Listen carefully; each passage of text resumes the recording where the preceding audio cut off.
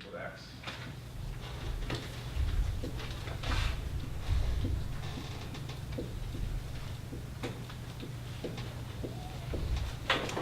In other words, you convert this into the pair xy is in some set. What set is that? It's this one, the set of pairs where the ratio of the first to the second is less or equal to x. You integrate the joint density over that. Okay. Now this kind of breaks up into two sets kind of naturally. One is when b is positive, the other one is when b is negative. When b is positive and you multiply through by v, you don't change the direction of the inequality.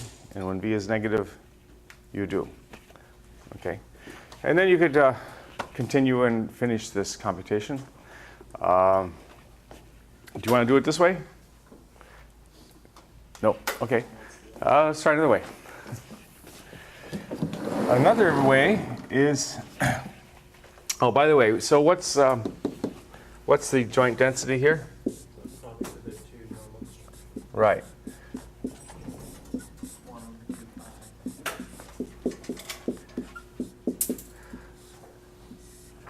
Yeah, we get 1 over root 2 pi times 1 over root 2 pi, so that means 1 over 2 pi.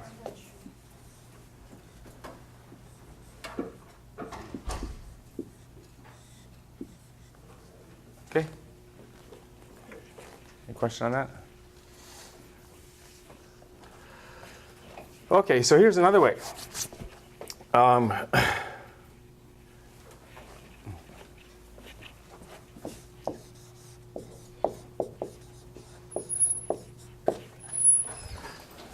And then I'll put dot, dot, dot here, which means you substitute this in here and then finish off everything. Another way is this.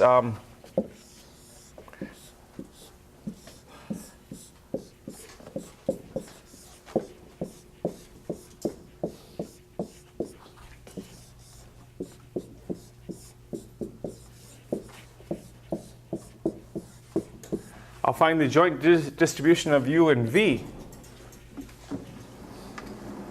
where u is the ratio and v is just y, using the change of variable formula for two random variables.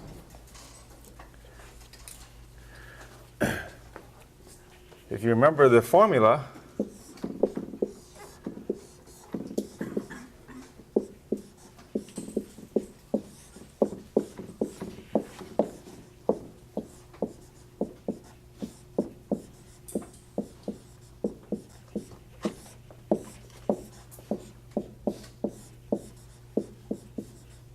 was this.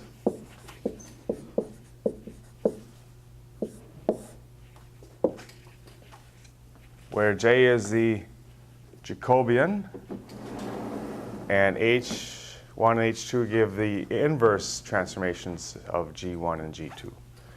So J is the determinant of the matrix dg1 dx, dg1 dy, dg2 dx, dg2 dy,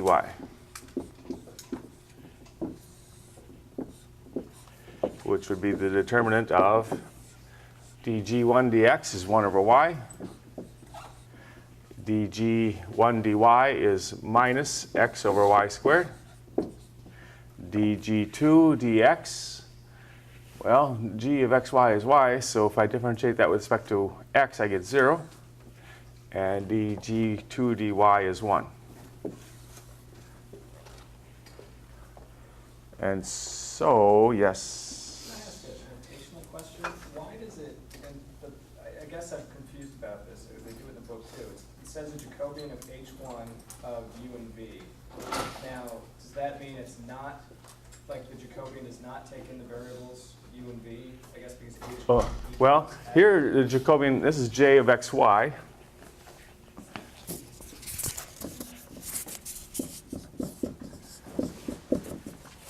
Okay, this is in the variables x and y, as you can see. X and y are there. So j of h1 of uv, I hope I'm answering your question, h2 of uv would be the determinant of 1 over h1, and then minus one over h2, sorry, minus h1 over h2 squared, 0, 1. Okay, so wherever you see x, you put h1. Wherever you see y, you put h2. Thank you. Is that it? Okay. Okay, so this would be equal to, by the way, let's finish this off. This is 1 over y. And so this would be 1 over h2, but, yeah, 1 over h2. And I'll reinsert the variables here of u. This is at u and v. Okay. So this is j at h1, h2. So 1 over j would be just h2 goes in here, right? This inverse means 1 over. Okay, but we didn't write down what h1 and h2 are.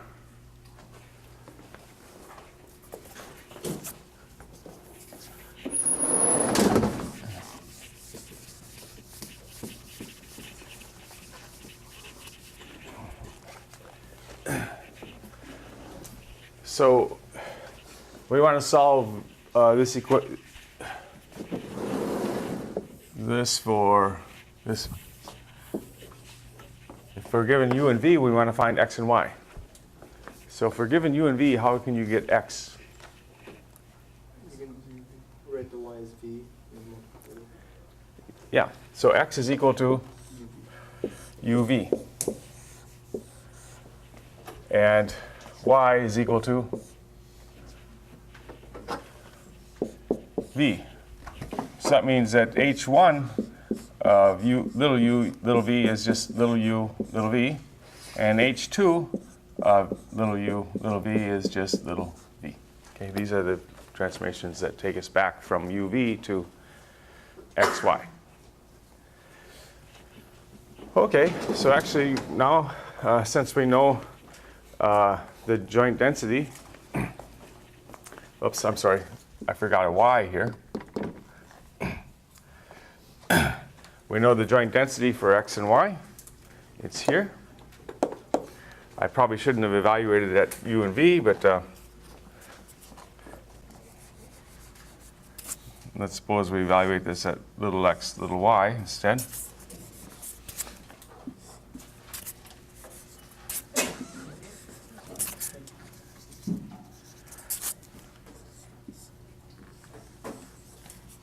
Becomes that. Okay, so now we want to evaluate the joint density of x and y at h1, h2. So h1 goes here, h2. h1 and h2 go up here. Okay?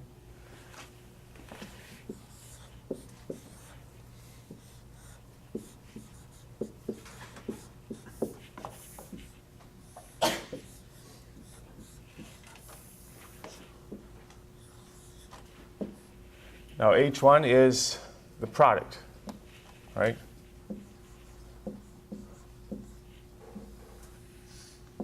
h2 of v, uv is v squared. And then what? 1 over the absolute value of the Jacobian. The Jacobian is 1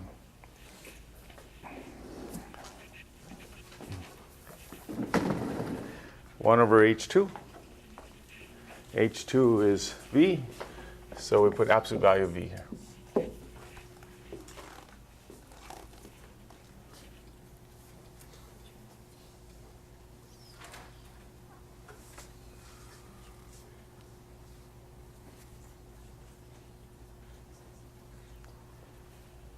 Okay. So what? What did we want to find? So we found the joint density of u and v. U is x over y, and v is y. We want to find the distribution of x over y. We found the joint distribution of it with something else. How do you find the distribution of x over y, or u now? Yeah, we just have to find the marginal for u, or marginal for x over y. That means you integrate over values of v, okay? We integrate the v. Okay? So we just find the marginal density now for u.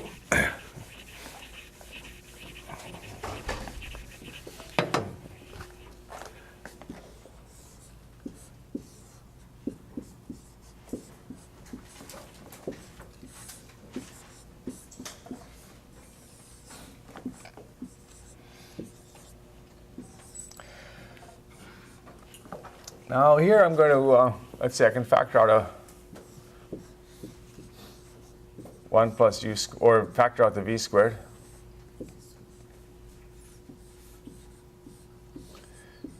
Okay, so how do I do this?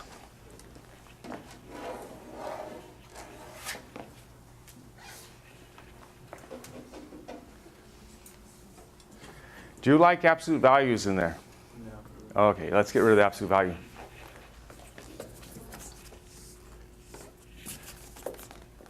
Can I do that? Almost. How can I modify it so that I can do that? Twice, that's the integral from 0 to infinity. Right. The original function here was an even function, right? Its value at minus v was the same as its value at v. So I think this probably drives you crazy when I do this on the board because you can't keep up. But if I do that, then I can get rid of the absolute value. Because the absolute value of v is equal to v when v is positive. The integral from minus infinity to 0 is the same as the integral from 0 to infinity. So I just double the integral from 0 to infinity. And I don't need the absolute value when I'm doing that. So are we good? It's okay? All right. All right. Well, that makes this 1 over pi.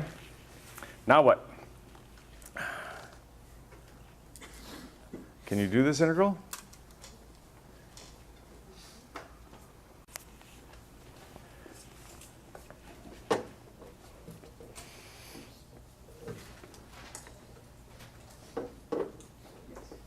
Good. How do you do it? Okay, what do we substitute?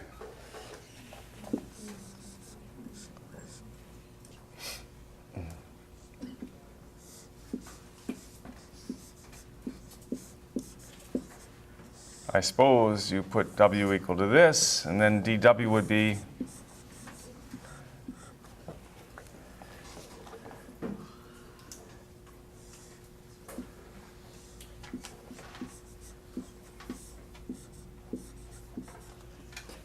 one plus u squared v dv.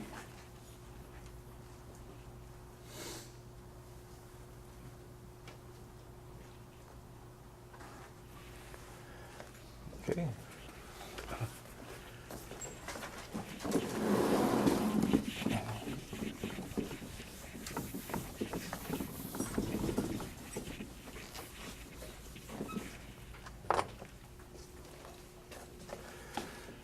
And so f sub capital U of little u would be 1 over pi integral.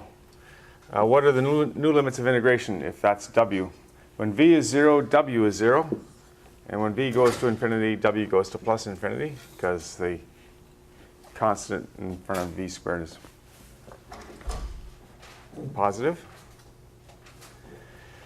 And then we get, in the exponential, in the e, we get e to the minus w.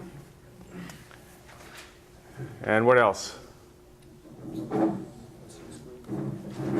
Yeah, dw over this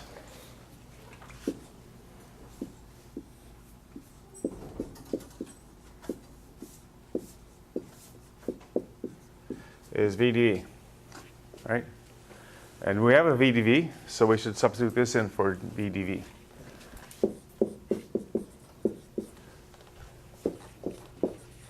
And the integral from 0 to infinity, e to the minus w dw is, it's 1. Why? Well, I guess you can do it, or that's the density for an exponential with parameter 1. If you integrate a density, you get 1. So this integral is 1.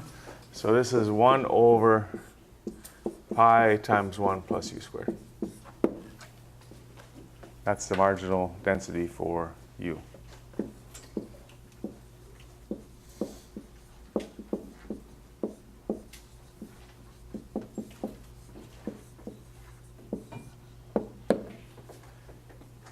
Okay, and that's the Cauchy density. The Cauchy density.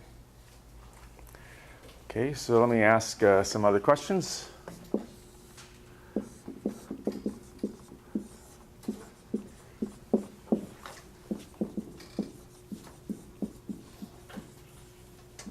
So, oh, by the way, what was U? It was x over y. So that answers the first question. What's the distribution of x over y? It's a Cauchy distribution. So how did we do it? We wanted x over y, and we already knew the distribution for y, so we found the joint distribution of this pair, and then we integrated out the dependence on the second part. Okay. Okay, are u and v independent? How do you tell if a pair of, if you're given a distribution of a pair of random variables, how do you tell whether they're independent or not?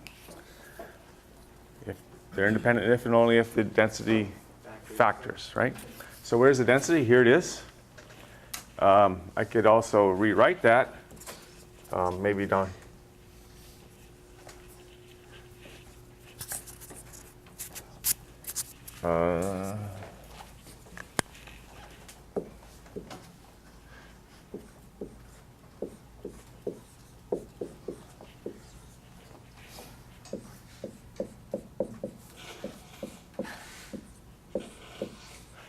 Now, can you write this as a product of a function of u times a function of v?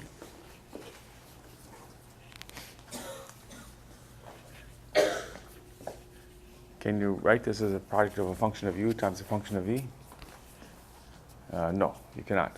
Because of the, well, maybe if you go back here, u squared and v squared are multiplied together. There's no way to separate them. If they're in an exponent, you could separate them if you were adding the u dependence and the v dependence separately. But, yeah. Why do you have the absolute value of v equals? Where, here? On the left-hand side. This? That came from, it's gone. The formula had, I thought you were, never mind, I saw it. It's okay? Because I thought That's that was the- part of the, I thought you were saying absolute value of v equals that stuff. oh no, this is times here, yeah. Yeah, because of this taking up so much space, I moved this over. It's okay. Okay, all right. Okay, so you cannot factor this. I mean, the dependence of u on u and v are multiplied in exponents, so you can't separate them. If the dependence on u is being added to the dependence of v on v in the exponent, then you could factor because of the way exponentials work, but the answer here is no.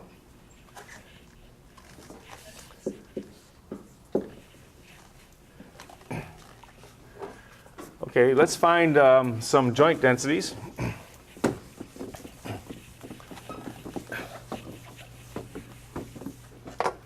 For example, let's find the density of u given v.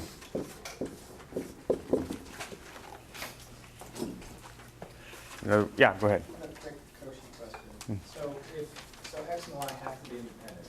Yes. Right? So Right. if you did like the ratio of two variables, random variables that were standardized but like completely independent, so like sunspots and height or something like that, right? Like two unrelated, it would be distributed Cauchy. No, there's a special property of it being normal. Gotcha. So if, Yeah, but right. if they were two normal, like so height normal and Yeah. some other normal variables unrelated to height, Yeah. and you just compared their ratios, it would Yeah, be Cauchy, yes. Okay. Yeah. So ratios of independent normals are Cauchy. Okay. That's standard normals, mean zero variance one. Okay. What about this? How do you compute the joint, the conditional density?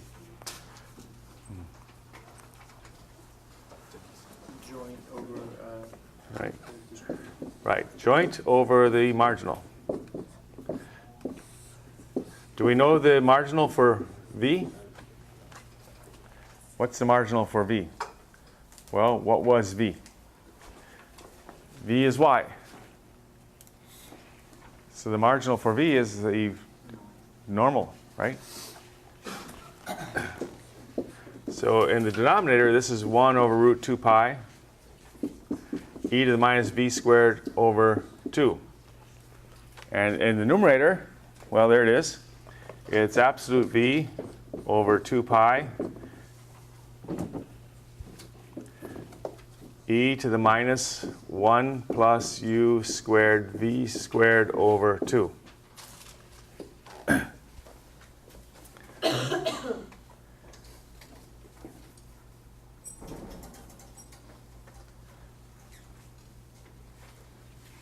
Does everybody see where this comes from? This is the joint density, which is right here. And then this is the marginal density for V, but the marginal density for V is very easy for us to get. Why is that? What was V? V was Y. Y is normal with mean 0 and variance 1. So you would just evaluate the normal density at V, little v. Maybe this doesn't look like a little v. My u's have a stem on them. My v's sometimes have a point at the bottom, sometimes they're rounded at the bottom. Let's make it round. V. Let's try to make it pointed. Can you read this in the back? Okay, good. Oh, you should go get your eyes checked. No, I'm kidding. It is kind of small, isn't it? All right, here we go. Over here.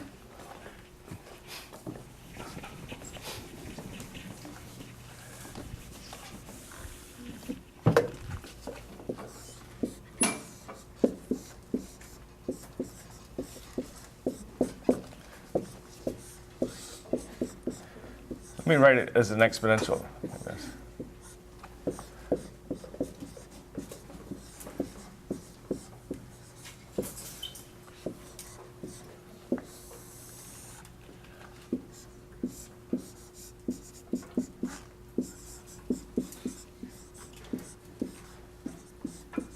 Okay, does anything cancel here? Can we simplify that?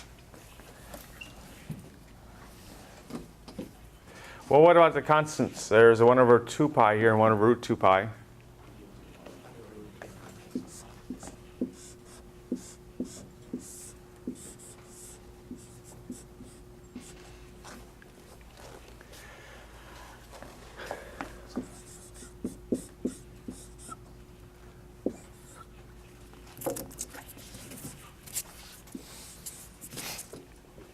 Well, here's a minus v squared over 2 and a minus u squared v squared over 2. And in the denominator, we have a minus v squared over 2. So if we put this up here, it would become a plus v squared over 2. And that would cancel that term. So we get minus u squared v squared over 2. Okay?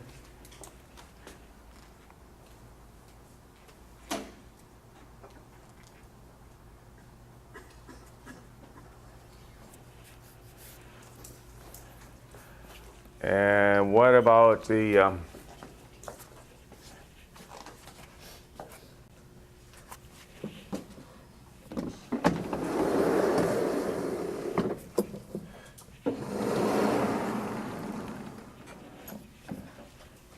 so what is that distribution? Is that anything you know?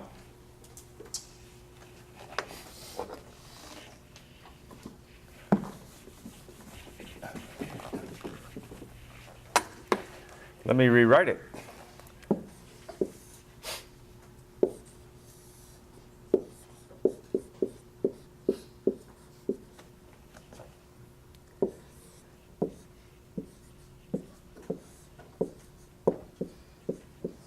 And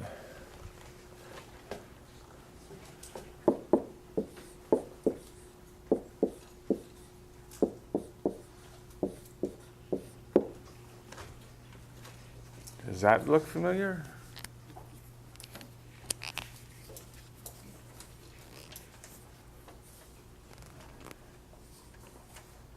Well, if there's a root 2 pi and an e with a minus something squared over 2, it looks a lot like a what? Poisson? No. Normal. Mean 0, because it's u minus 0, right? Variance what?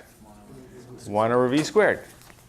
So u given capital V equal little v is normal, mean 0, variance 1 over little v squared. So does this answer the question about u and v being independent? What's the distribution for u? It's Cauchy. What's the distribution of u given v? Normal, mean 0, variance 1 over v. Are they the same? No. So the conditional density would be the marginal if they're independent. Could we guess this without going through this long computation? What was u?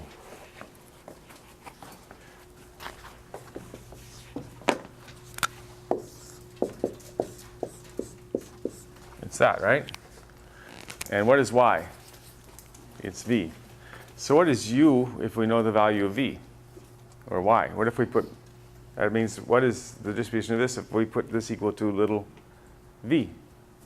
A constant. What's x over little v? What's the distribution of that? Normal with mean 0 and variance 1 over v squared. And now let's do the conditional distribution of v given u. Let's try that one.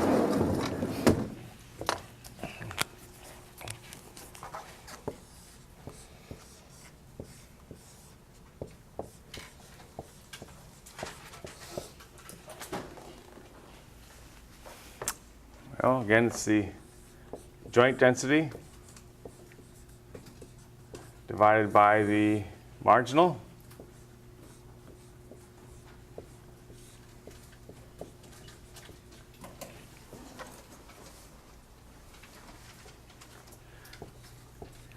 And there's the joint density. It's absolute v over 2 pi exponential minus 1 plus u squared v squared. And then down here we get 1 over pi, 1 over 1 plus u squared.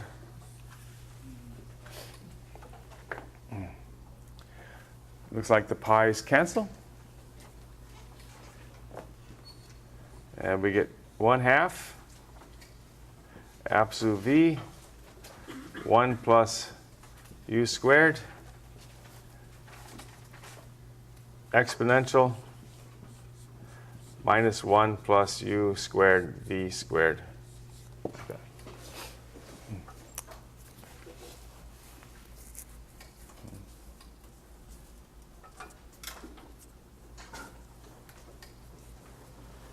Okay.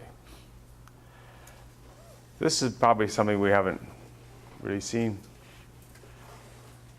but there it is. Okay.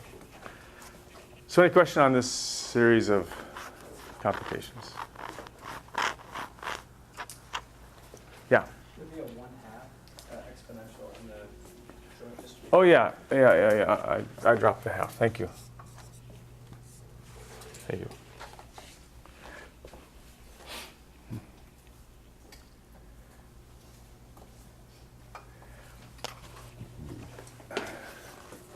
Yeah.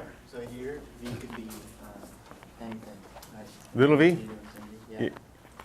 Yeah, little v could be any. Yeah, so little v goes 0 to infinity. I'm sorry, minus infinity to infinity, and little u goes minus infinity to infinity.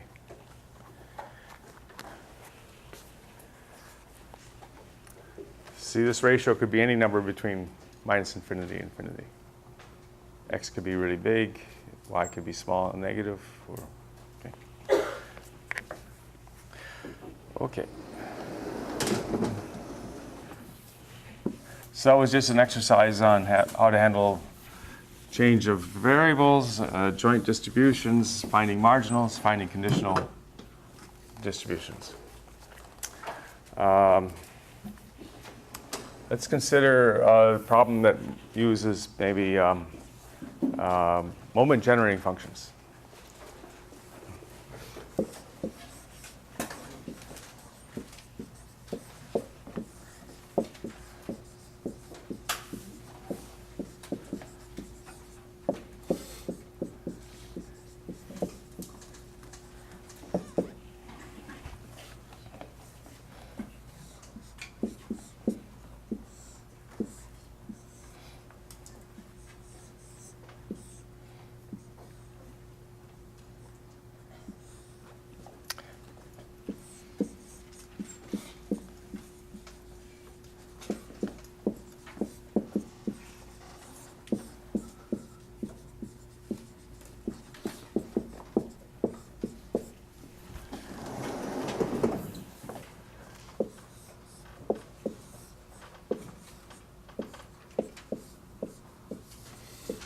Let's compute the moment generating function for x.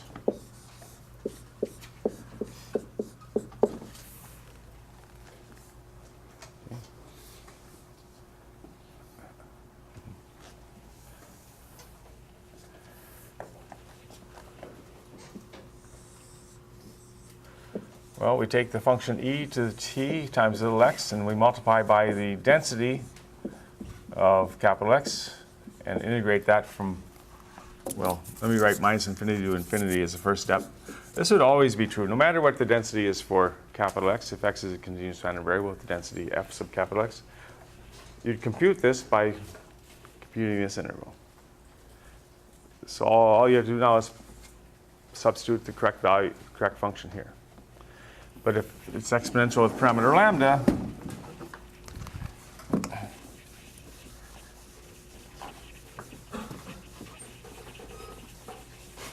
that means this would be the integral from 0 to infinity, lambda e to the tx, e to the minus lambda x dx. In other words, the density for capital X in this case is lambda e to the minus lambda x for x bigger than or equal to 0, and it's 0 for little x less than 0. Let's combine the exponentials.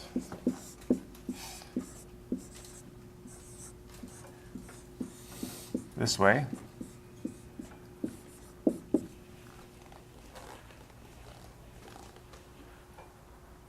Okay.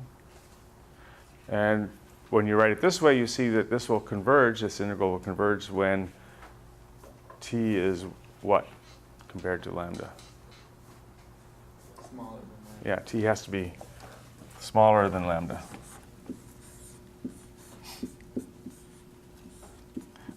But lambda is a positive number, so we're good because this moment generating function now will be defined in an interval containing the origin. The interval would be, say, minus infinity up to, but not including lambda. So that means that this will completely determine the distribution. No two distributions can give the same moment generating function if the moment generating function is defined in a neighborhood or an interval containing the origin. Okay, so what is the value of that integral? Well, that's just lambda over lambda minus t.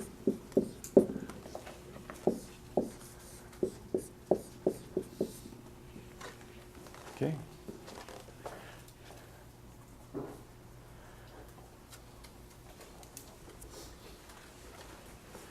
And we did a couple of variations with this. One,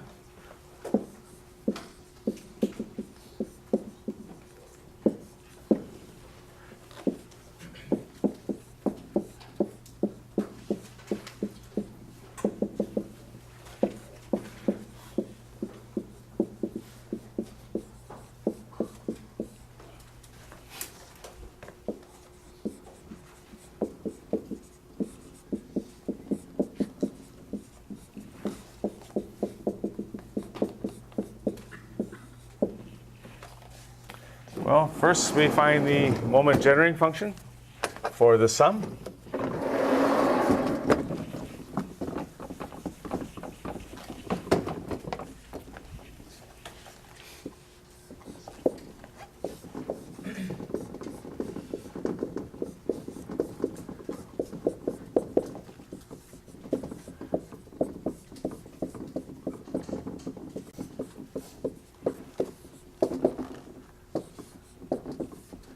Using the property of exponentials, that the product of the exponentials here becomes an exponential of the sum.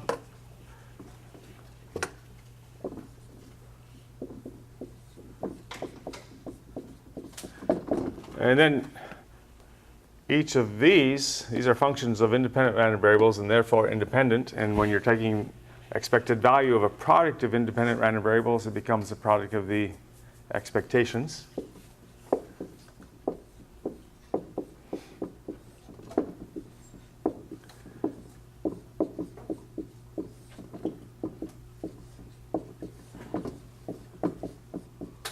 And now these are all the same. What are they?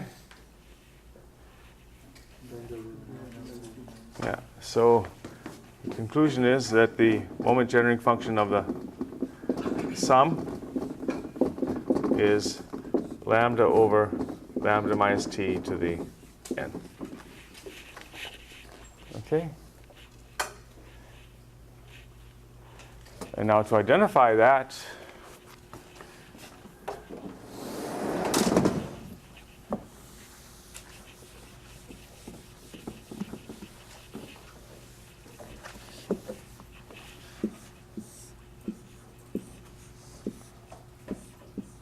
let's take a random variable that has a gamma distribution with parameters alpha and lambda. That means that the density for capital Y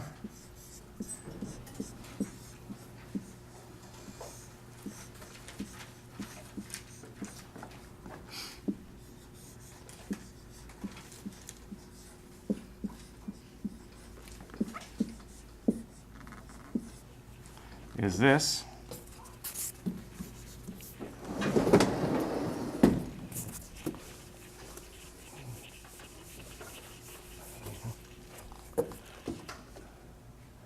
And so the moment generating function for Y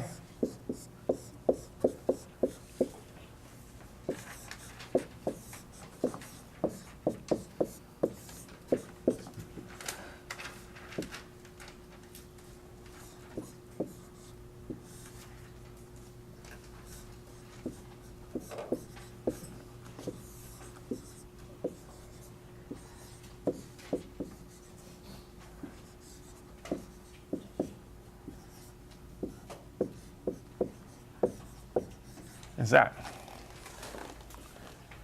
Okay, so we did the same things before. We multiply e to the t little y and then times the density for y and then integrate.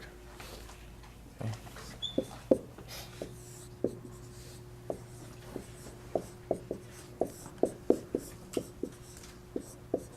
This is always the formula.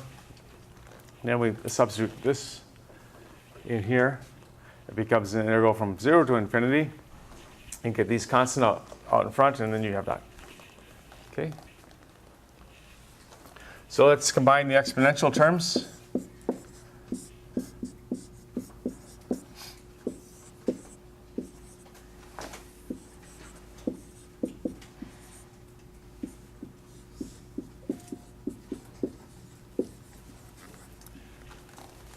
Giving that.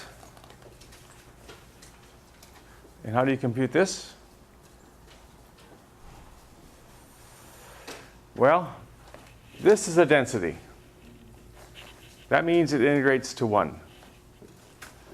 That means if I integrate 0 to infinity, y to the alpha minus 1, e to the minus lambda y dy, what do you get?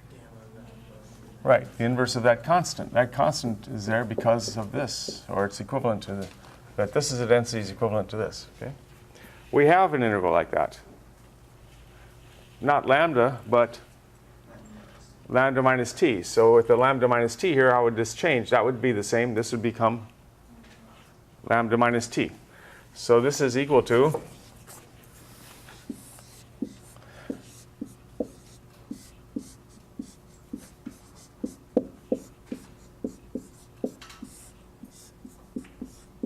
this. The gamma of alphas cancel, giving lambda over lambda minus t to the alpha. Oops, I gave some away. Alpha. Okay, that's the moment generating function for a gamma random variable with parameter alpha and lambda. Here's the moment generating function for the sum of n independent exponentials with parameter lambda. What's another way of saying or describing the distribution of that sum? It's gamma with parameter n and lambda.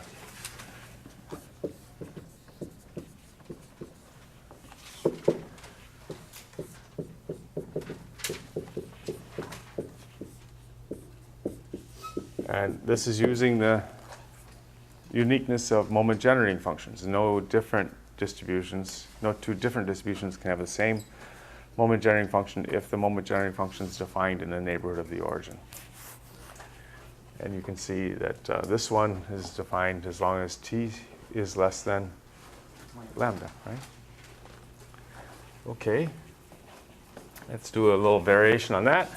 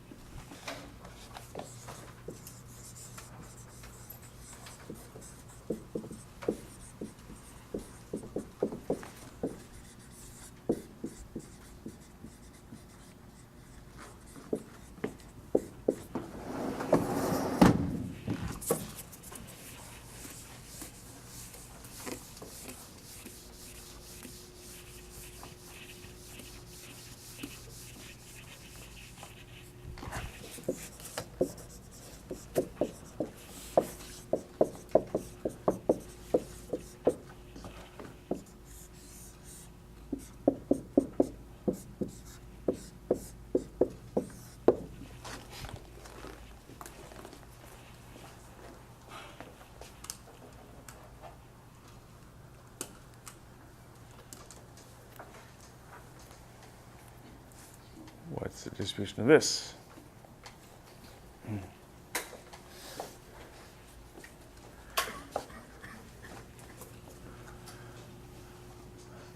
Let's call that Z. Well, one tool that's nice for computing or determining distributions is the moment generating function. So let's do that.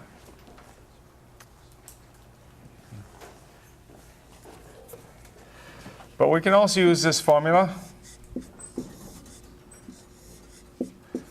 that says we can compute the conditional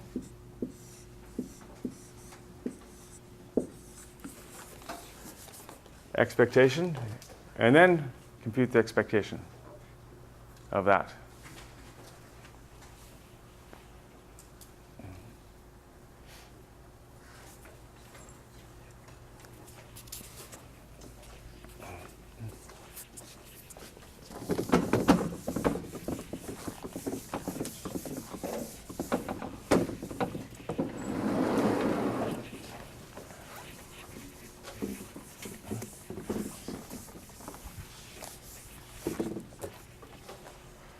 So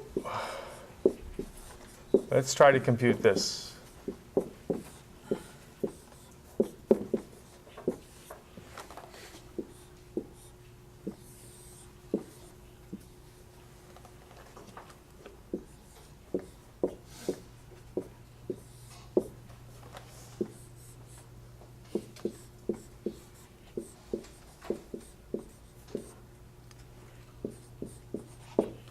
Which means this: we use the conditional density of Z given capital N.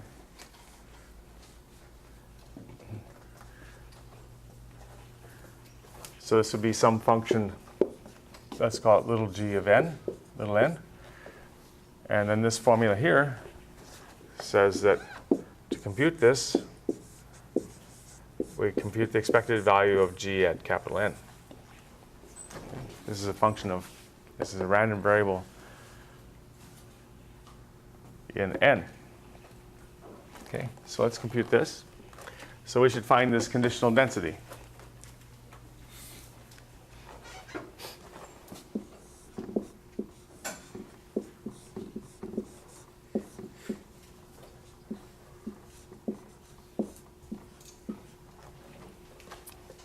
Well, maybe we can find the conditional distribution first, if you want, or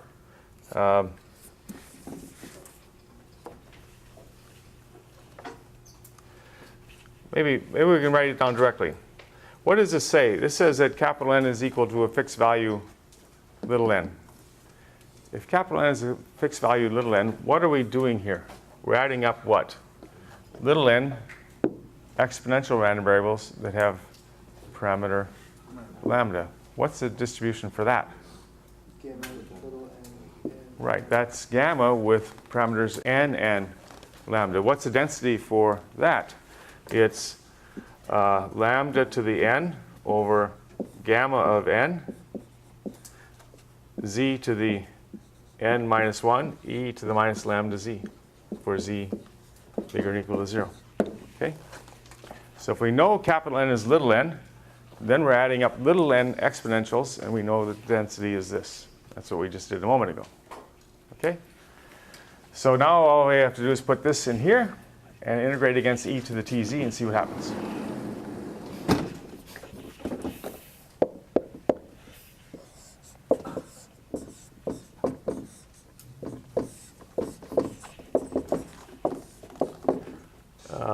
I guess in advance I knew that z was going to be positive. I probably should have put minus infinity to infinity there. Is that okay that I started with 0? I kind of jumped the gun, but in the end we know it's got to be positive. So we have lambda to the n over gamma of n, integral 0 to infinity, e to the tz, z to the n minus 1, e to the minus lambda z, dz. And this becomes lambda to the n over gamma of n.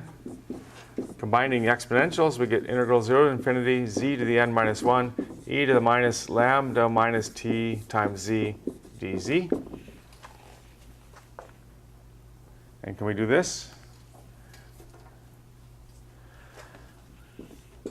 Here we're integrating a gamma, the function part of a gamma density.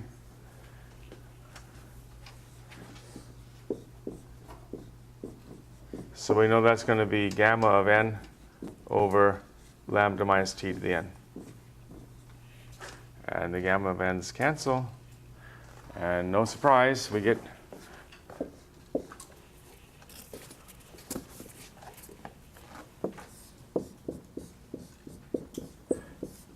this. Okay, so conditional on n, the moment sharing function is just a moment sharing function for gamma, parameter n and lambda.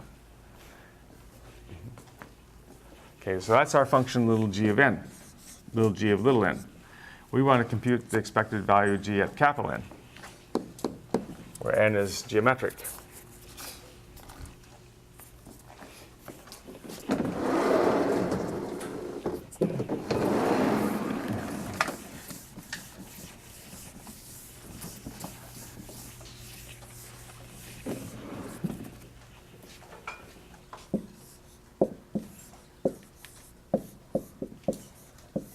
Well, this involves a sum.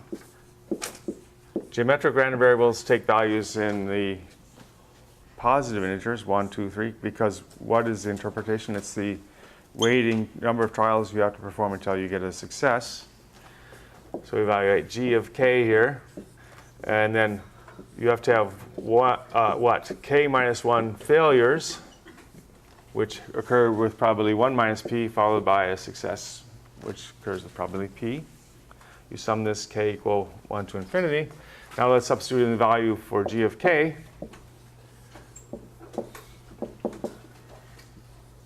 G of k is lambda over lambda minus t to the k.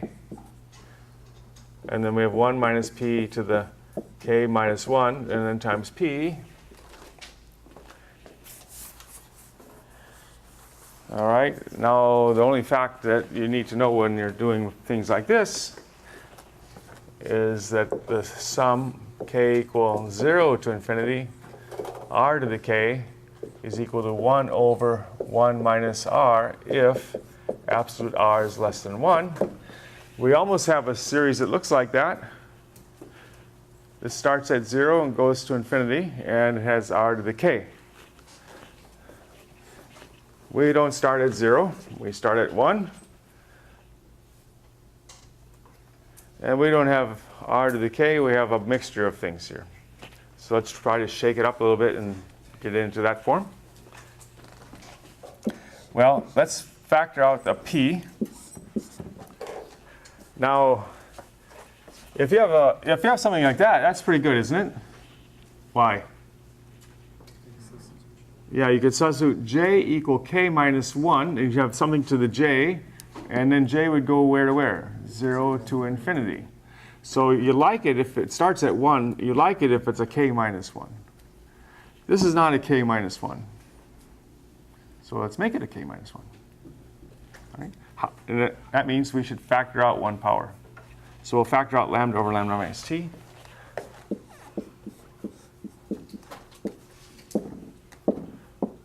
And then we have a sum k equal 1 to infinity.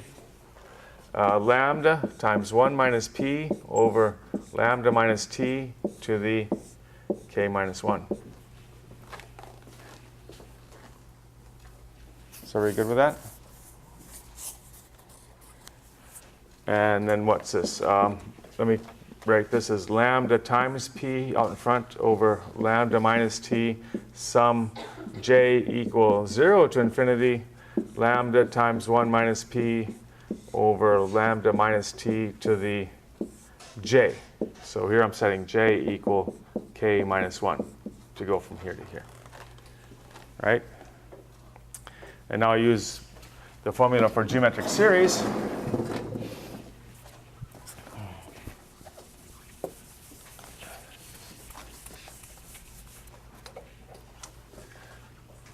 And we get lambda p over lambda minus t times 1 over 1 minus lambda 1 minus p over lambda minus t. Okay? This is the r. This series would be 1 over 1 minus r. Provided this is less than 1, let's figure that out later. So we get 1 over 1 minus r. And now we want to simplify this. How could we simplify it? Well, do you like fractions and fractions? Not so much. It's not so bad, actually. But this could be simplified by doing what? When you multiply two fractions together, you multiply numerators and denominators, right? When we multiply the denominator by lambda minus t, we get lambda minus t here, and we get lambda times 1 minus p there. So we get a lambda p over lambda minus t minus lambda plus lambda p. Is that correct? That's a plus here, not a t. Right? From this times this, we get lambda minus t. Multiply lambda minus t times this, and knocks that out. And this becomes lambda, which gives minus lambda. And there's minus minus lambda p, so plus lambda p. So it looks like the lambdas cancel. And in the end, you get lambda p over lambda p minus t. That's pretty simple. Okay, so what's the distribution of this random sum of exponential random variables? Yeah, exponential with parameter lambda p. That's the moment during function for an exponential random variable, but with parameter lambda p. So the sum of this random number of exponential random variables is exponential again. Okay, so this involves some conditional probabilities, especially this formula here, about computing an expectation by computing a conditional expectation. How do you compute the conditional expectation?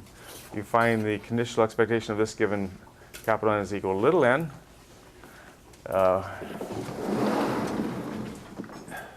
Which we did here, and then you evaluate. That gives you a function of little n, and you take the expected value of that function of the random variable.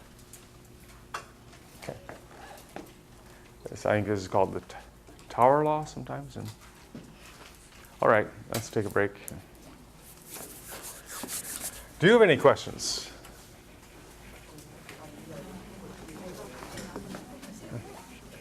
No? Okay. All right. Yeah. Will we get a little sheet for the appendix stuff, like the, Huh? no, What do you want on there? like the common expectations and variances? The Shrewdell. He's asking like, do you get like the moment generating, not even those, like expected values and variances for like gamma, exponential, normal. Like binomial. Let's see. So I see. You want That. A.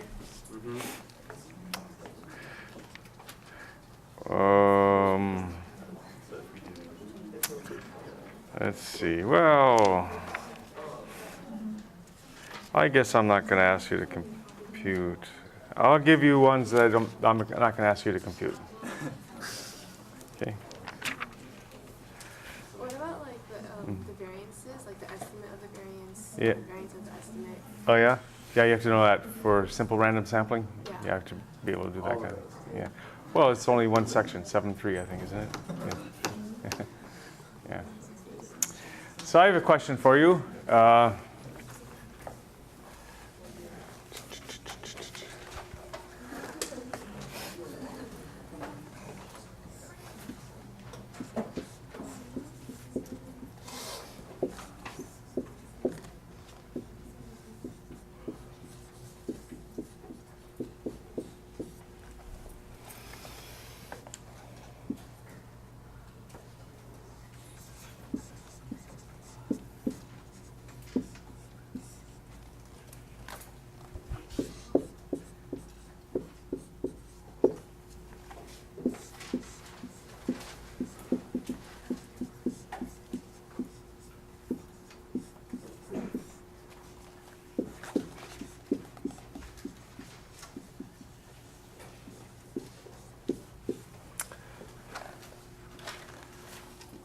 How would you solve something like this?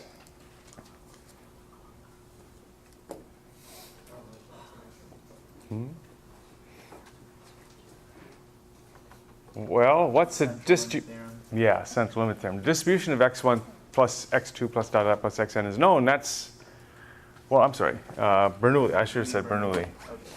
I should have said Bernoulli, sorry.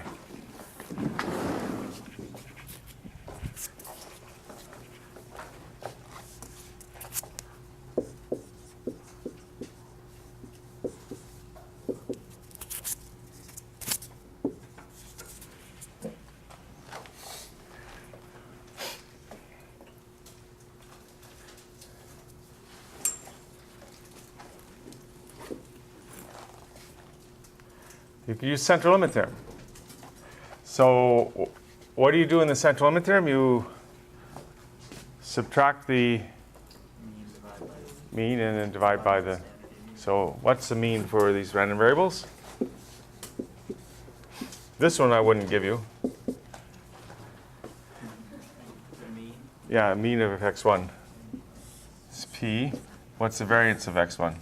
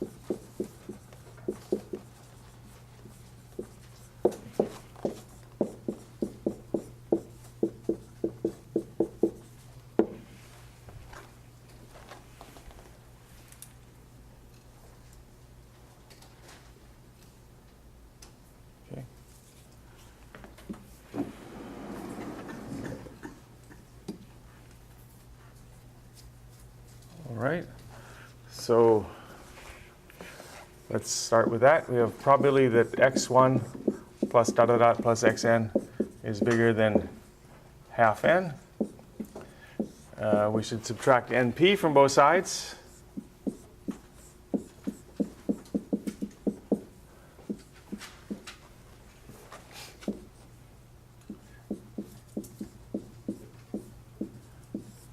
Oops, I'm sorry, I forgot something.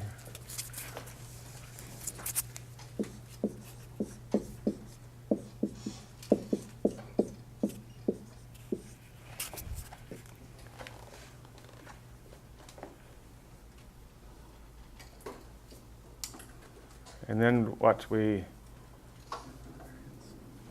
divide by this factor. And since it's positive, we will not change the direction of the inequality.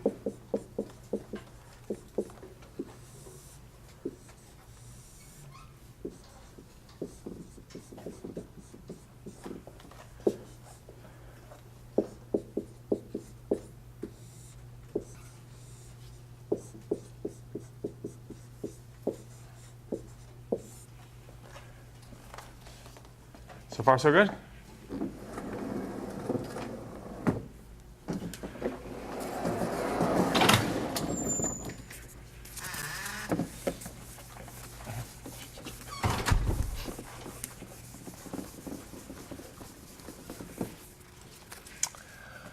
And so,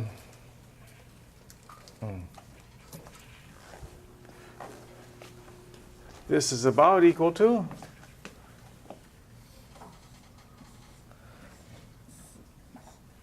the probability that a normal is bigger than this thing.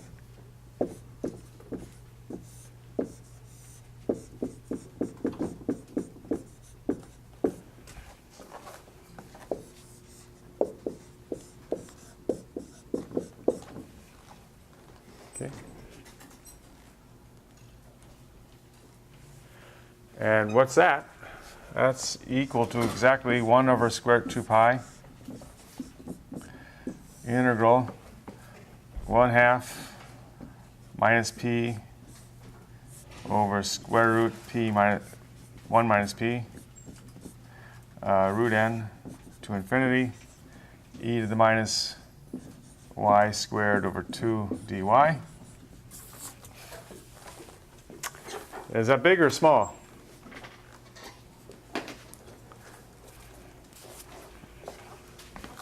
So for you who came in late, again, I have an office hour today at 2, and one tomorrow, normal one tomorrow.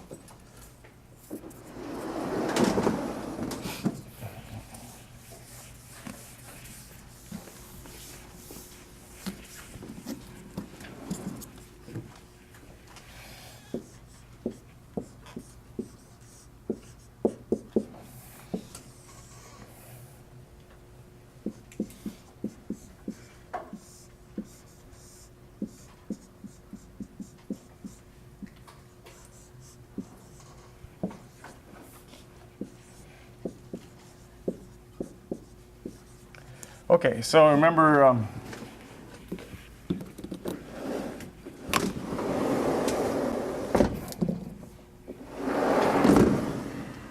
p is less than half, so this number is positive here, right? Think of p as being close to half, maybe. So this is positive, and it's being multiplied by root n, so this is very big when n gets large. Now I've said less than or equal to. When I start over there, what I have there is less than or equal to something. I'm going to put something here. If I want to get it bigger, what do I have to put there? Something bigger than 1. If I insert something in there bigger than 1 as a factor, I'll get larger, right? Because something bigger than 1 is bigger than 1.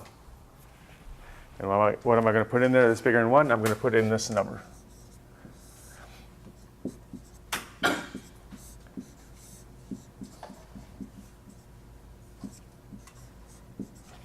This number is bigger than 1. Why? Well, where is y? Y is from here to there, right?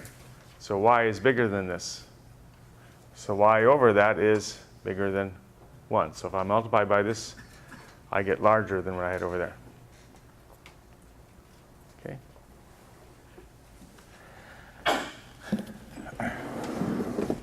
And so this is less than or equal to, I have the 1 over root 2 pi.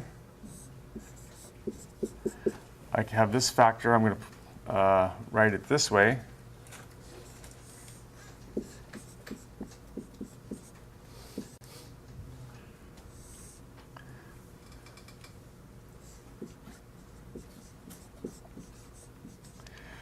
And then I have integral from here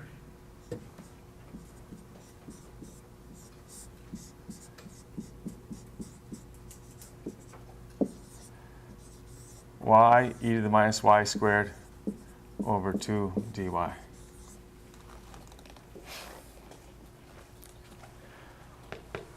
Okay? So all I did was factor out the thing that doesn't depend on y, the constant. And I had this in the denominator. The denominator becomes in the numerator. Yeah, we could put equal. Less than or equal is true, but equal is better. You're right. Okay. So the thing is, I'm in my area in mathematics is analysis, and we're always proving inequalities. In fact, I know one analyst. Whenever he was asked, "What are you working on?" he said, "I'm working on an inequality." so I always replace things by things that are bigger. Hopefully, not too much bigger. So can we do this integral? How? Just simple substitution, right? Put w equal to y squared over 2, and then dw is y dy. And this becomes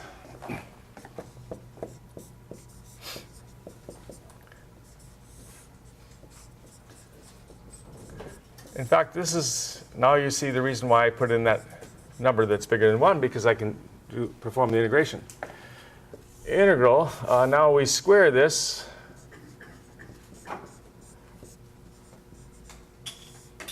Oh, did I forget a square root here?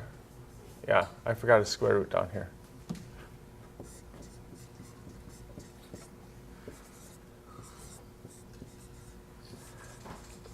And I guess I have to divide by 2 in the bottom 2, because it's w squared over 2. It's this, I have to square this over 2.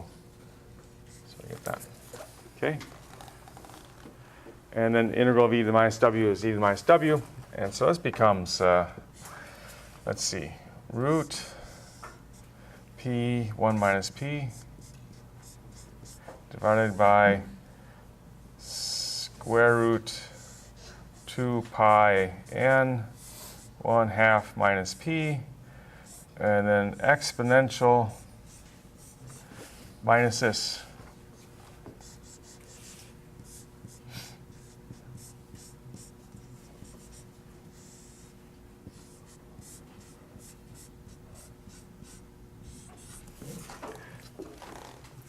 Okay. Just integral of e to the minus w is e to the minus w. So I just get e at this place. E at that place would be 0, right? Okay, so our probability here is doing what when n goes to infinity?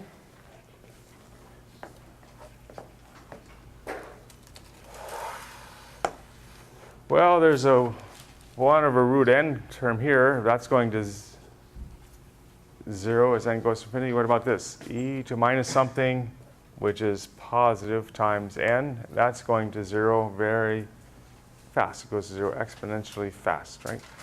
So this probability is exponentially small. So even if p is close to 1/2 but less than 1/2. So imagine you're playing a game, gambling. And you have to pay $1, or you have to pay $1 to play. Okay. And you win $1 if x comes up 1. You lose $1 if it comes up 0. Okay. What do you have to do to come out ahead after you play n times? You have to win what fraction of the time? If you win $1, you have to pay $1. So if you pay in $1 to play, let's say you pay in let's say you pay in $50 to play, okay? Let's say you pay $50 to play.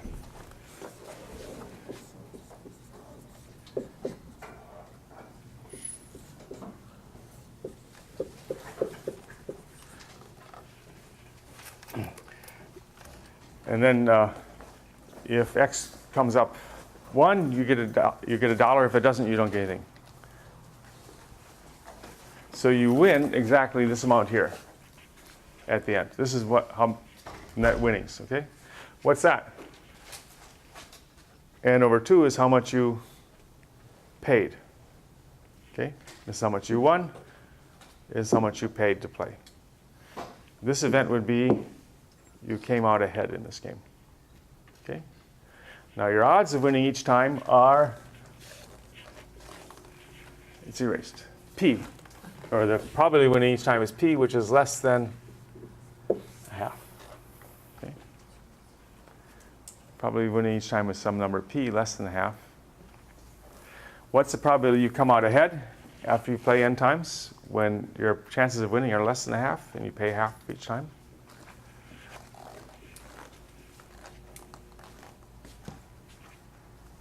Big or small? Or almost non-existent? Almost non-existent. Okay. Now, when you go to Las Vegas, if you were to model it by this simple thing here, this is your probability of winning, and this is the probability the house wins. Okay. Should you play a long time? What would happen if you play a long time? What's the probability you come out ahead? Almost nothing. Okay, so I want you to remember that part at least.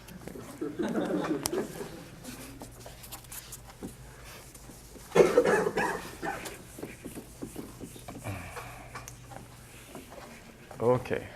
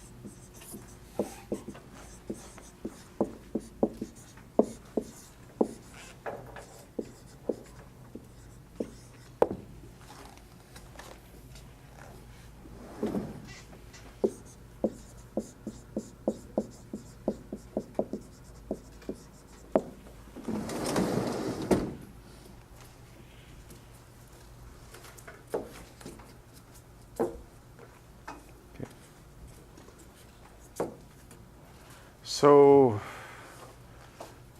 how would you do this? If you're counting particles emitted from a radioactive substance, what kind of random variable are you talking about? Poisson. So what does the first statement tell you? Expectation for hours. Yeah, the expectation of the Poisson random variable if the Poisson random variable is the number of alpha particles emitted in 1 hour,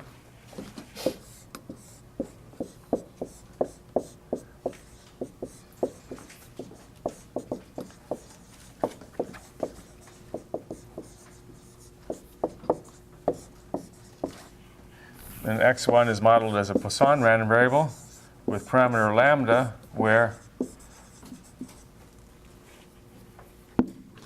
how do you connect lambda with the Poisson? What information do you need to know lambda for Poisson? Expected value. Yeah, the expected value of x1 is lambda. And that means for us, lambda is 10.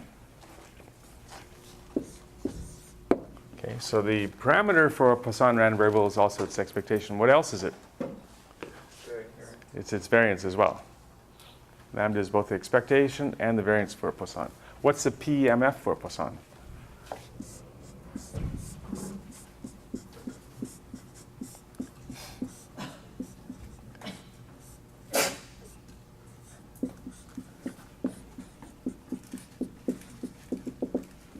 Okay, things like this you should remember. Like the basic distributions. You should remember the PDF, PMFs, whatever. Okay, but maybe it's a little too much to ask you to memorize the PDF for an FMN and things like that. Or T. You should, so if there's a problem about FMN or T in the test, I'll give you the PDFs for those things. Or chi-squared even. Okay, so what about in 10 hours? How will we model that? Well, what about the number of particles in the second hour? How do they depend on how many things were emitted in the first hour? They're independent, yeah. So if xi is the number emitted in hour I,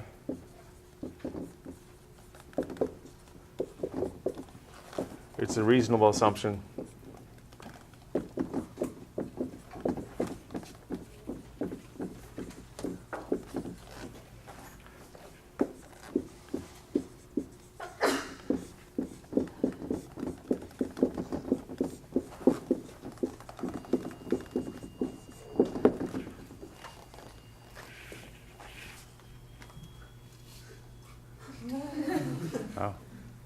sounds like somebody's making tea. Okay, so how many are admitted in 10 hours? If this is the number admitted in the first hour, in the second hour, third hour, etc., 10th hour, how many? The sum.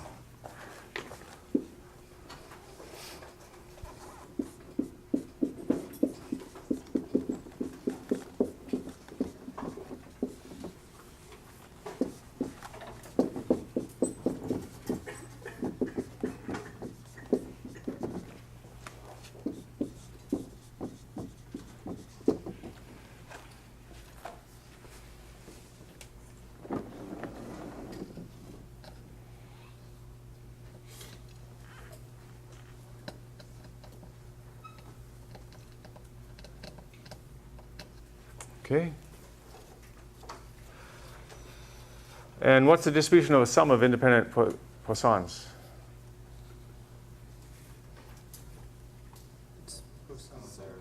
Yeah, Poisson. How do you prove that? Pardon? Yeah, you compute the moment generating function. What's the moment generating function for Poisson? Let's take a moment on that.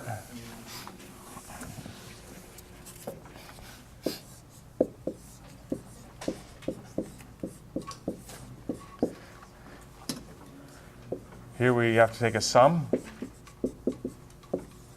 We multiply this function e to the tk times the PMF.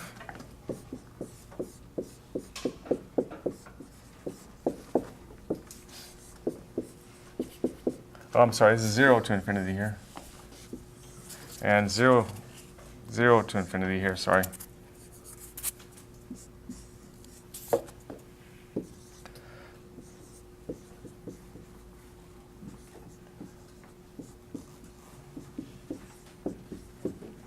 We can factor out the e to the minus lambda.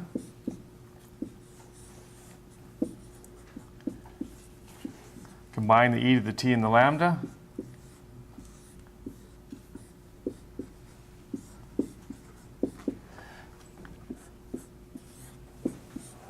And then this is the exponential evaluated at lambda e to the t.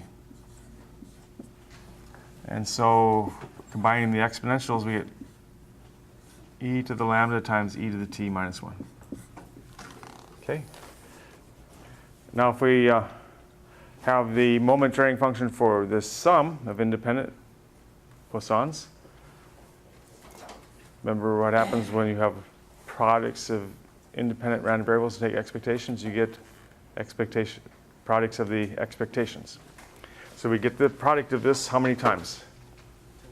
10 times. So what would happen if I multiply this by itself 10 times? You get 10 lambda times e to the t. Right, you get 10 lambda here and then that. So what's that mean? It's the distribution of that, the moment varying function, that would be 10 lambda here.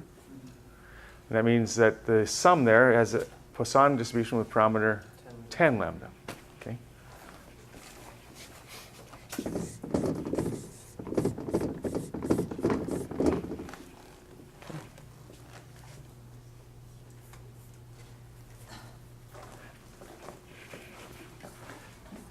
And we can use the Poisson, so I'll call that y.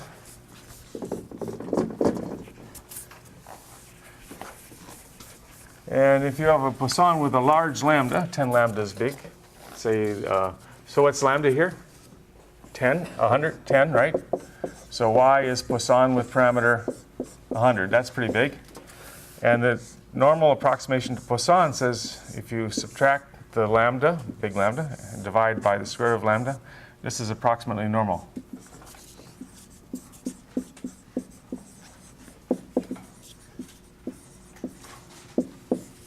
In other words, if you standardize it, make it mean 0, variance 1. If you have a Poisson with a big parameter, 100 is pretty big, then it's nearly normal. Okay, so how can we answer this question?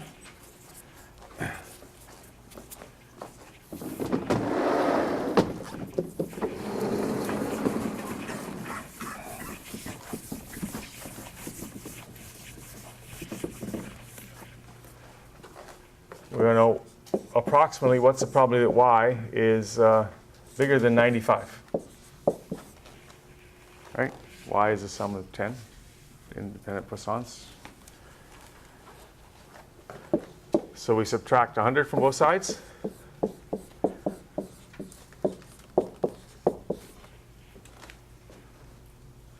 And then we divide by square root of 100.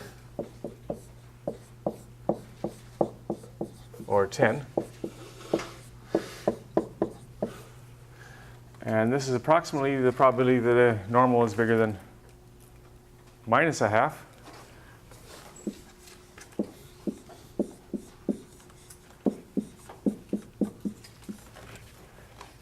And can we look this up in a table? Not in the table we have. We can look up probabilities where z is normal. I'll put z is a normal random variable with mean 0, variance 1. That's what the normal approximation to Poisson says. We can look up the probability z is less than a positive number. Can we convert this to the probability z is less than a positive number? Right, this is equal to probability z is less than half. Why is that?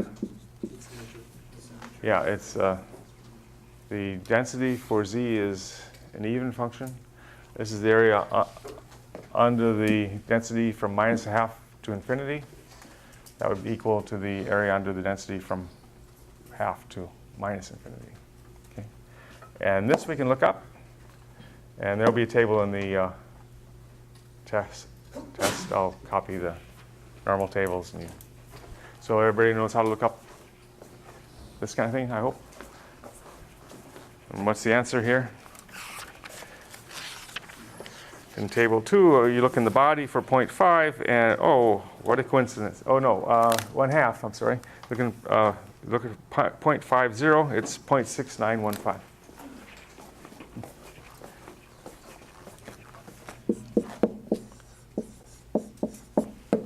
Okay, so if you were to try to do this using the Poisson distribution. That's involving an infinite series, summing something from 95 to infinity. What would it look like? This is actually equal, I'm sorry, from 96 to infinity. Uh, 10 to the k over k factorial e to the minus 10. Okay, so what's that number? Quickly. How long do you think it would take you to decide that this is about 0.6915? A while, right? Okay. But the central limit theorem does this work for you very quickly.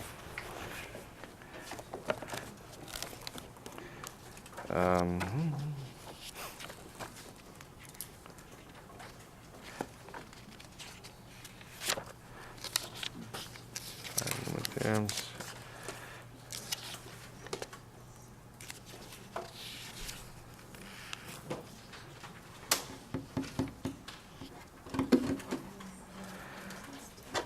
Okay, let's see.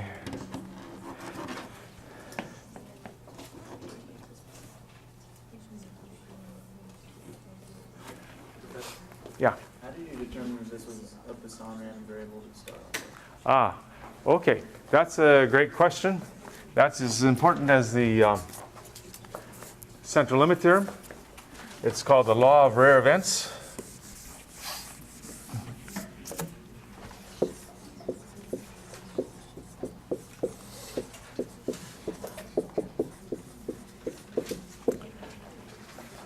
Okay, this says the following.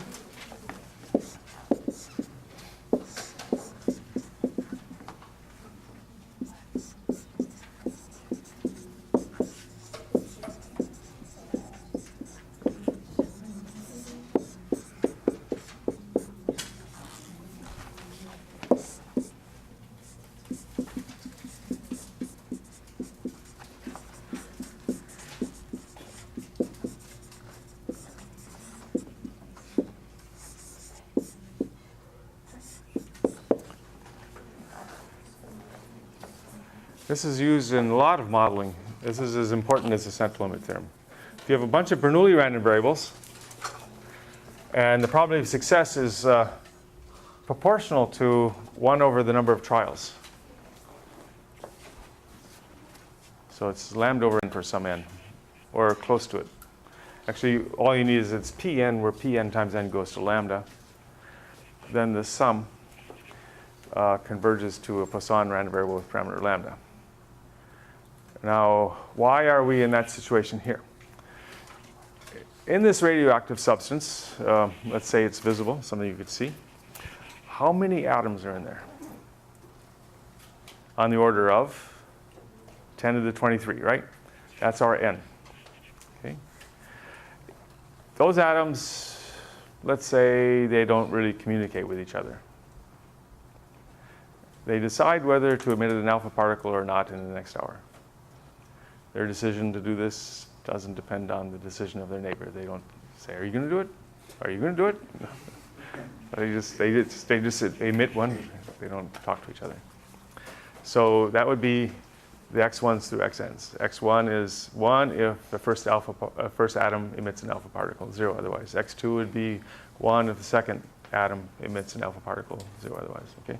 So here we have 10 to the 23 Bernoulli random variables, and the total number emitted would be the sum x1 through xn. So that'd be approximately Poisson. Now what's the lambda? Well, if it's Poisson and we know how many on average are given, that's the lambda.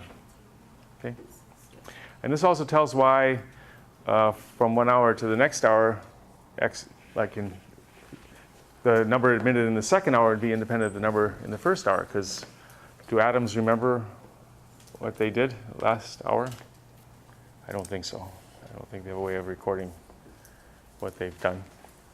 So in the next hour, they behave just the way they did in the first hour, and they don't remember what they did in the first hour.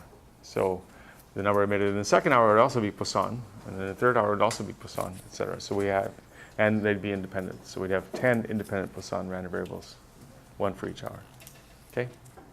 This is used in biology For example, there used to be a tree very common in the United States called an elm tree. Elm trees put out, I know one tree would put out, I don't know, it seemed to me it must have been 5,000 seeds, maybe more. The seeds looked like little pieces of oatmeal, rolled oatmeal. You know, they're just tiny little things. They'd be all over. You have to sweep them off the sidewalk.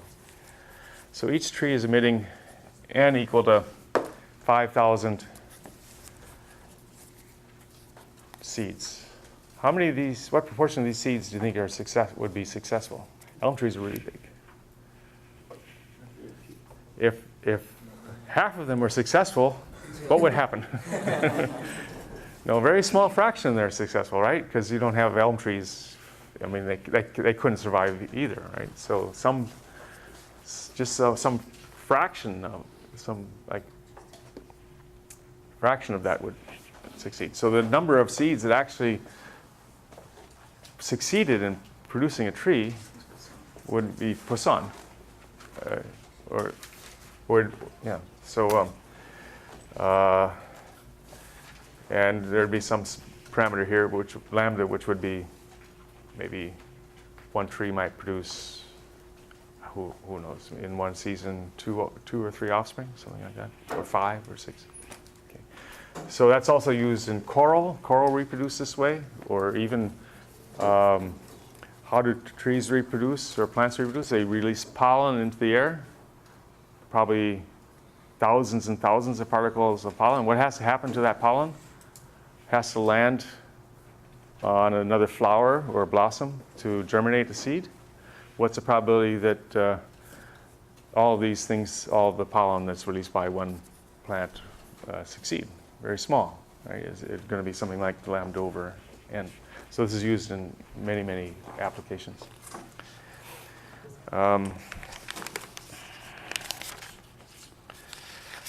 Okay.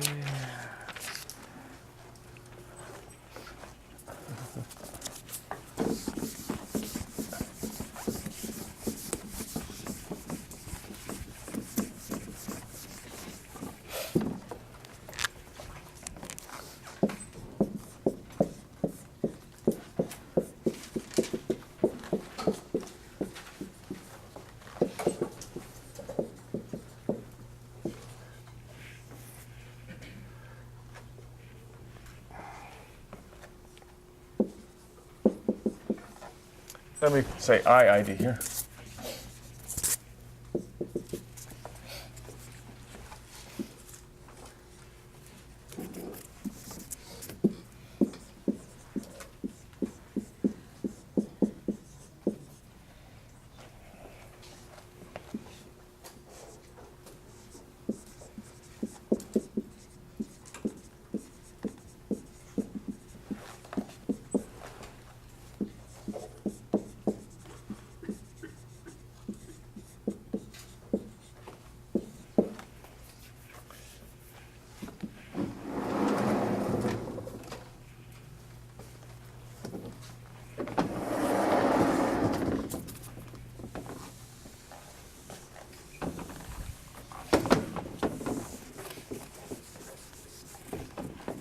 What's an unbiased estimator for sigma squared if you have independent random variables?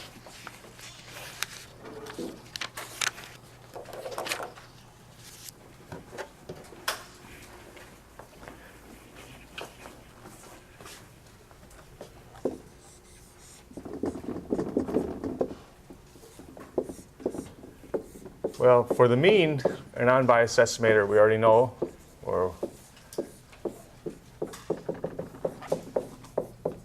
is this. Okay. That's an unbiased estimator for the mean.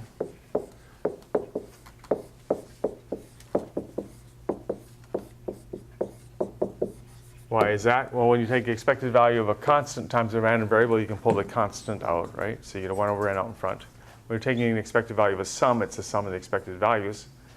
Each one of these have the same expected value because they're identically distributed. If we call that mu, we get mu here n times when we take expectations. Divide by n, you get mu. So here's an unbiased estimator for mu. Unbiased estimator for sigma squared would be, what goes here? N minus 1.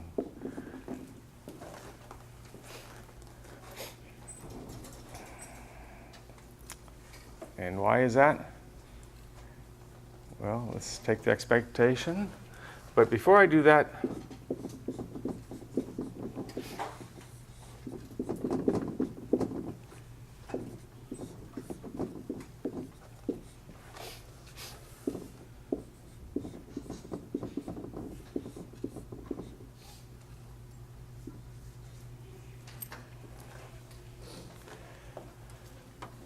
let me do that.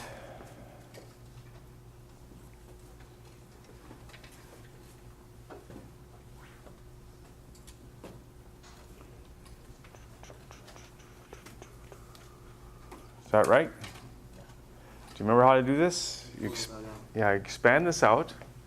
What do you get? You get an xi squared. That gives you this term.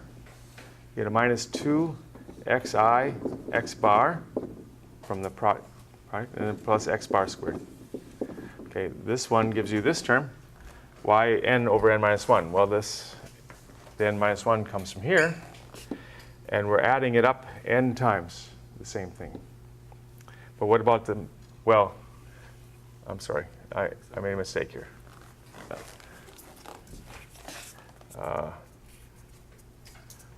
Let's wait a moment. I better write this out. So this goes to here.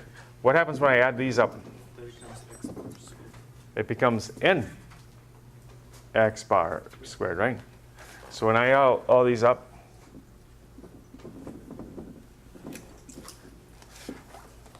I get sum I equal 1 to n xi squared minus 2n x bar squared, right? Because I can factor out the x bar and the 2. I get the sum of the xi's. The sum of the xi's is n times x bar. And then I get plus n times x bar squared. So I get minus n x bar squared, so it'll be minus n over n minus 1 x bar squared. Okay, minus 2n plus n is minus n. Okay, so we get that. And now let's take expected values. May I erase this?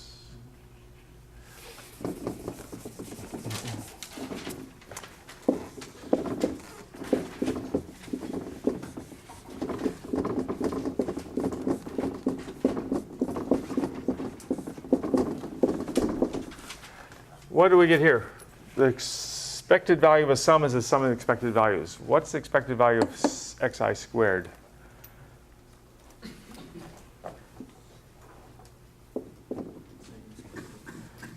The expected value of xi squared is sigma squared plus mu squared. And how many times do I get that? N times. And then what about the expected value of this? What's the expected value of the x bar squared?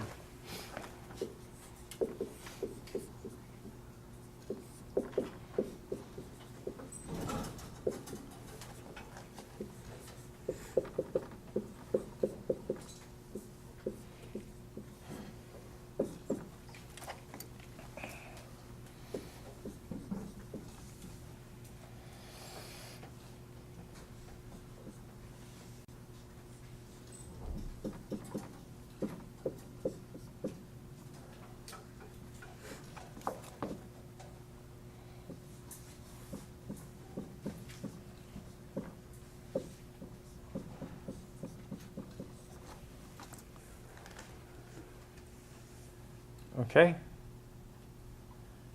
Does that look right?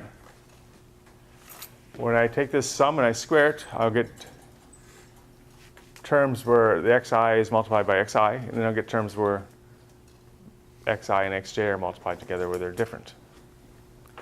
When they're the same, and I take the expected value here, I get mu squared plus sigma squared how many times? N times.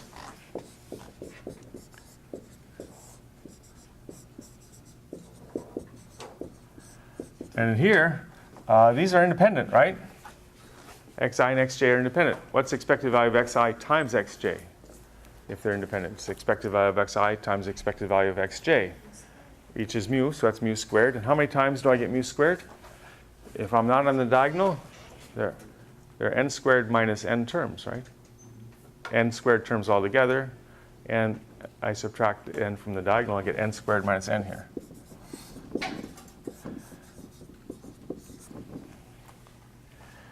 And this becomes 1 over n times mu squared plus sigma squared plus n minus 1 times mu squared over n. Right? This is n times n minus 1. I'm dividing by n squared, so I get that. And how many times do I get mu squared here? Here's 1 over n mu squared, n minus 1 over n mu squared. I think that's mu squared. Plus 1 over n sigma squared. Okay? So the expected value of x bar squared is this. All right, so we put that in here. Oh. I should be careful here. N minus 1 goes here.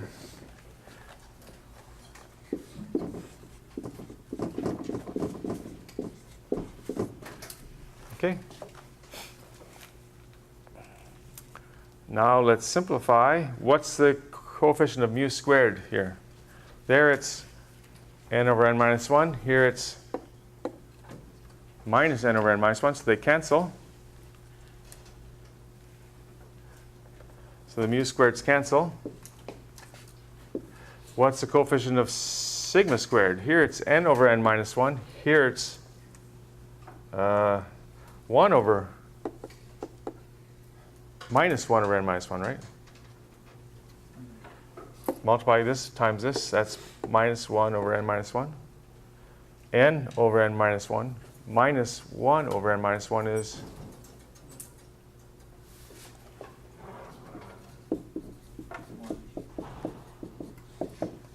1. So the coefficient of sigma squared is 1, so we get sigma squared here. It's an unbiased estimator. Okay. Is it a non-biased estimator if the x1 through xn are taken from a simple random sampling? No. You have to multiply by some finite population corrections. So review chapter 7. I reviewed chapters 1 through 6, or 1 through 5 mostly. I didn't do 7 because we just did that recently. I'll try to go back and do some more things. Okay, so see you maybe in my office hour today at 2 or tomorrow at 10. And I hope at least Wednesday at 9. Okay.